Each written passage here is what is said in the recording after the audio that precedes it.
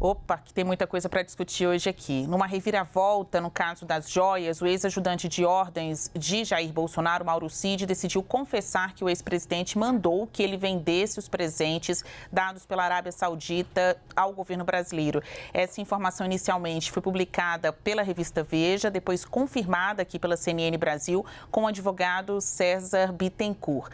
Ele que ainda acrescentou que Cid é inocente e que é evidente para ele que Bolsonaro foi quem deu a ordem.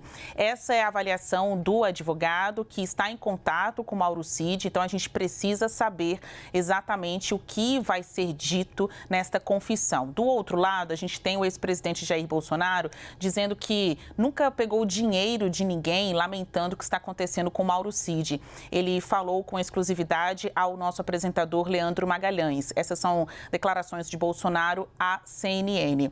Todo esse quadro complica muito a situação, especialmente de Jair Bolsonaro, porque ele teria, de acordo com essas informações da defesa de Mauro Cid, dado a ordem ao seu ex-ajudante de ordens para vender as joias. Por isso, o CNN Dois Lados conversa agora com os deputados federais Duarte Júnior, do PSB, integrante da CPMI do 8 de janeiro, e também José Medeiros, do PL. Muito bom dia aos senhores, tudo bem? Olha, a gente segue aqui, mais um Dois Lados. Novamente, eu tenho o prazer de recebê-los no nosso quadro. Vou começar pelo Duarte Júnior, que é autor de alguns dos requerimentos que tem dado ali o que falar na CPMI do 8 de janeiro, com quebra de sigilo, com pedido de depoimento de pessoas importantes nessa investigação. Tem como dissociar Bolsonaro e Mauro Cid nessa história sobre a venda das joias?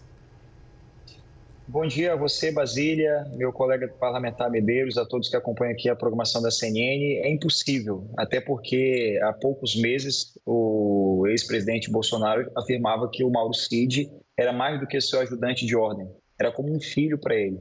Então, a clara ligação entre ele e seu ajudante de ordem na prática de vários crimes, inclusive farra do cartão corporativo, com a venda dessas joias, é claro que não tem como se desligar. E quanto mais nós avançamos nas investigações, seja investigações feitas pela Polícia Federal, por outros órgãos e pela CPMI, mais os pontos se ligam. É clara a ligação entre a venda das joias e os atos do dia 8 de janeiro. Não é possível se descartar que a comercialização indevida dessas joias ela pode ter servido para o financiamento dos atos antidemocráticos, assim como os atos do dia 8 iria servir para gerar ali uma impunidade. Todas essas investigações estão ocorrendo porque o Bolsonaro perdeu nas urnas. E é por essa razão que é importante, sim, que se avance para que ele possa punir com todo o rigor que a lei prevê, para que nós possamos garantir mais respeito às leis, mais justiça e o respeito pleno à nossa democracia. Deputado federal José Medeiros, o senhor que foi até uma das lideranças do governo passado, consegue ver Bolsonaro e as atitudes do seu ex-ajudante de ordens em dois capítulos diferentes, né, em duas prateleiras diferentes dessa instante de investigação, ou o senhor acha que não, que realmente não tem como Bolsonaro não ter dado essa ordem? Olá, Duarte, Basília, a todos que nos assistem. Brasília, essa é mais uma cena, vamos dizer assim, uma cena não é nem de um filme, é de uma série que busca, na verdade, um grande objetivo, que é destruir Bolsonaro, que é prender Bolsonaro, que é extirpar da face da terra, porque não se aceita o fato de que a população simplesmente escolheu um outsider para ser presidente da República. Isso não começou agora, isso foi desde a primeira semana de governo, que tem toda semana um fato parecido.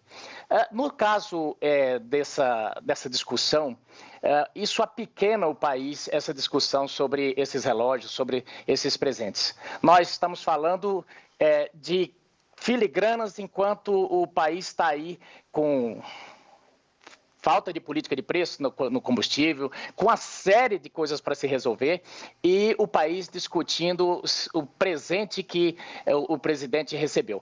Numa total falta de equilíbrio com os presentes, por exemplo, que outros receberam. De Bolsonaro se exige passagem pela alfândega, do Lula saiu 11 contâneas, depois a Polícia Federal encontrou um cofre no Banco do Brasil, cheio de joias, espada de ouro cravejada de brilhante, mas aí tudo bem, tudo certo, é o Lula. 2017 teve um movimento até mais violento, e os prejuízos que foi causado na esplanada do Ministério, bem maiores do que esse da agora, de 8 de janeiro. Normal, foi considerado como manifestação, quando as próprias pessoas diziam, nós estamos aqui para dar o contragolpe, ou seja, um golpe e tirar o Temer do poder. Mas tudo bem, não era o bolsonarismo. Então, o que eu digo é o seguinte, há uma vontade de prender o Bolsonaro, e isso é tudo, essa história de conjunto da obra, que faz parte de uma teia, é para enreidar Bolsonaro e nada mais. Eu vou fazer uma pergunta bem simples, vou voltar aqui com Medeiros, mas o senhor acha que Bolsonaro mandou ou não vender as joias? Olha, essa questão de mandou ou não mandou, eu não tenho como responder, porque quem tem que responder é o presidente, e ele já disse que não. Então, o que ocorre? O que há é que nós estamos discutindo coisas pequenas, isso nos deixa menor como país. Deputado Duarte Júnior, como que a CPMI do 8 de janeiro vai explorar, então, essa que parece ser a nova estratégia da defesa de Mauro Cid, de admitir que errou, que cometeu um erro, mas que não teria sido sozinho, né? Não foi um ato autônomo. Ele recebeu uma ordem para comercializar aquelas joias, porque, de acordo até com outros aliados de Bolsonaro, na ocasião havia um entendimento de que as joias seriam itens personalíssimos e não aquilo que deveria estar no acervo público, né, no patrimônio público. Como que, então, vai caminhar a CPMI do 8 de janeiro a partir dessa mudança de estratégia na defesa de Mauro Cid? É trazer ele de novo à comissão, fazer com que ele dê essa confissão à CPMI? Olha, Basília, primeiro eu quero destacar que nós não podemos, de maneira alguma, apequenar os crimes que foram praticados. A tentativa de golpe, se o Bolsonaro tivesse êxito, nós não estaríamos aqui nesse momento tendo esse debate com essa liberdade. Seria um golpe de Estado, uma ditadura, uma intervenção em outros poderes, um atentado à democracia. Quando estamos diante de uma ditadura, a história nos mostra que remédios constitucionais como o habeas corpus, a liberdade que tanto eles retoricamente falam, é atingida. É sobre essa questão que o Bolsonaro está respondendo. Não é o meu desejo, não é algo pessoal, mas não tem como esconder a verdade. É o Mauro Cid que agora resolveu falar. Na CPMI eu falei, Mauro Cid, você tem duas alternativas, ou você fala a verdade, assume os seus erros e diz quem praticou esses crimes, ou você vai responder só e sua família também vai responder por isso, porque nós já tínhamos acesso a provas de que o pai dele tinha um envolvimento, a esposa dele trocava mensagens falando de financiamento dos atos do dia 8 para traslado de pessoas, para compra de cachorro-quente, de materiais. Então, isso é claro. Ontem, o hacker, o Delgatti, afirmou que o presidente Bolsonaro, no exercício do mandato, no dia 10 de agosto de 2022, chamou ele no Palácio da Alvorada. À tarde, o Bolsonaro mandou o seu ex-ministro da Defesa, o Paulo Nogueira, acompanhar até o Ministério da Defesa e dar a ele todas as condições para poder demonstrar que a urna era falível, coisa que sabia que não era, para tirar a credibilidade do processo eleitoral, para atrapalhar as eleições de 2022, para gerar um reboliço, um caos social. Tudo isso tem como provar, não tem como dizer que o hacker está variando, porque ele falou de locais que tem circuito de imagens, tem câmeras no Palácio da Alvorada, tem câmeras no Ministério da Defesa, ou seja, é real. Agora o Mauro Cid, ele não vai confessar da boca para fora, ele vai trazer provas. Ele era o ajudante de ordem, nenhum presidente coloca um ajudante de ordem que não seja da sua extrema confiança. Agora, quando os pontos se ligam e o Mauro Cid, ele resistiu muito. Mas quando os pontos se ligam e colocam também o pai, a esposa, a sua própria sobrevivência em risco, meu amigo, ele vai falar e vocês vão ver que sim, o Bolsonaro ele é culpado e ele tem que responder com todo o rigor que a lei prevê. Nós não desejamos isso, mas nós desejamos que o país siga com a sua soberania inviolável e que todos possam ter liberdade de pensar e expressar seu pensamento. Deputado Medeiros, a mesma pergunta para o senhor. Acredita que agora é justificável uma segunda ida de Mauro Cid à CPMI do 8 de janeiro para que ele possa esclarecer os fatos? E apenas uma informação, de bastidor, a gente vem trazendo isso na CNN Brasil. Durante toda a madrugada houve muita pressão ali em ligações com o advogado César Bittencourt para que ele esclareça o alcance dessa confissão de Mauro Cid, se ele colocará a mesma culpa no ex-presidente Jair Bolsonaro. Então, enquanto a gente conversa aqui, está tendo uma pressão forte para que Cid recue e não abra estes elementos de prova, Ele não venha com essas declarações de que foi Bolsonaro que mandou ele comercializar as joias. Deputado, o senhor acha que ele precisa, então, prestar esses esclarecimentos à CPMI? Veja que não é um crítico falando, não é um opositor da esquerda, um lulista, como os senhores costumam tratar. Viria uma acusação de um aliado ou de um ex-aliado ali no Palácio do Planalto, braço direito do presidente. Nem assim dá para acreditar? Vamos lá, é muito importante a gente dizer a acusação de quem, Vamos colocar aqui que o Bolsonaro tivesse vendido o relógio, mandado vender o relógio. A interpretação que se tinha, e de acordo com portarias, cito portaria 59, cito portaria depois que veio, regulamentando o decreto, era um entendimento de que, assim como na época do Lula, ele se diz o seguinte, olha, a gente fez isso porque não havia a gente entendeu, não havia um balizamento claro a respeito disso. Depois houve um entendimento do TCU e depois veio uma portaria do presidente Temer. E havia ali aquele entendimento de que relógios, esse tipo de coisa não era personalíssimo e então a pessoa podia fazer o que quisesse com essas coisas. Era uma interpretação. Tá bom, digamos que ele fizesse, você ganha 60 relógios, vai montar uma relojoaria lá no palácio, quer dizer, deu para ele o negócio. Agora, cria-se toda uma fumaça como se tivesse, nossa, houve um crime. Não houve um centavo de prejuízo aos cofres públicos, está tudo aí. Então, o que houve na interpretação de quem interpretou de um jeito e a lei estava, a portaria tinha, a não ser que Hans Kelsen esteja errado e a hierarquia das normas não vale mais.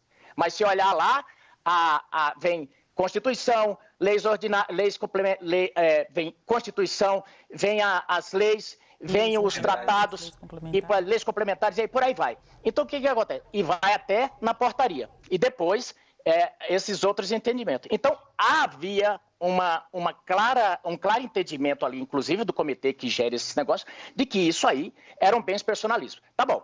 Agora, como o objetivo é criminalizar Jair Bolsonaro, então cometeu um crime, prende, arrebenta, a GENI. Agora, eu não vejo qual a ligação de ter que chamar o Cid para uma CPI que investiga atos supostamente antidemocráticos sobre questões presentes com joia.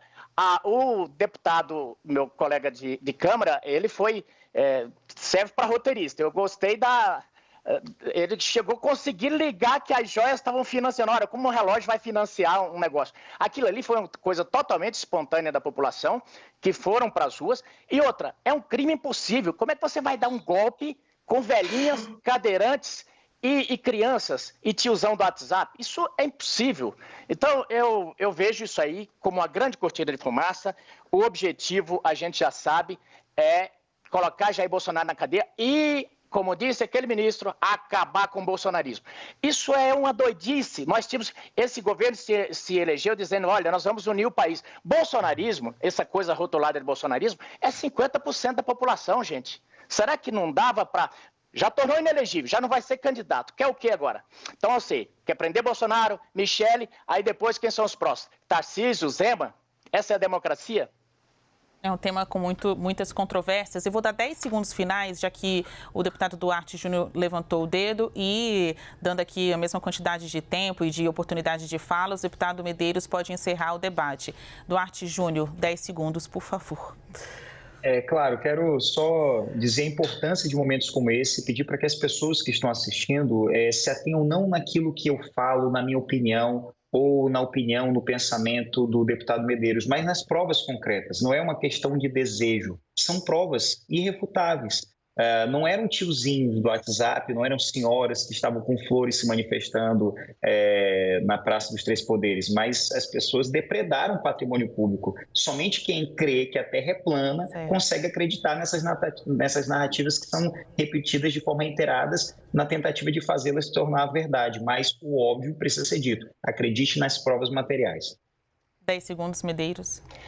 É verdade o que o deputado Duarte está dizendo. É importante a gente se fixar na verdade real e não na verdade processual, como estão querendo colocar. Em 2017, a violência foi maior, feriram 37 policiais e queimaram muita coisa.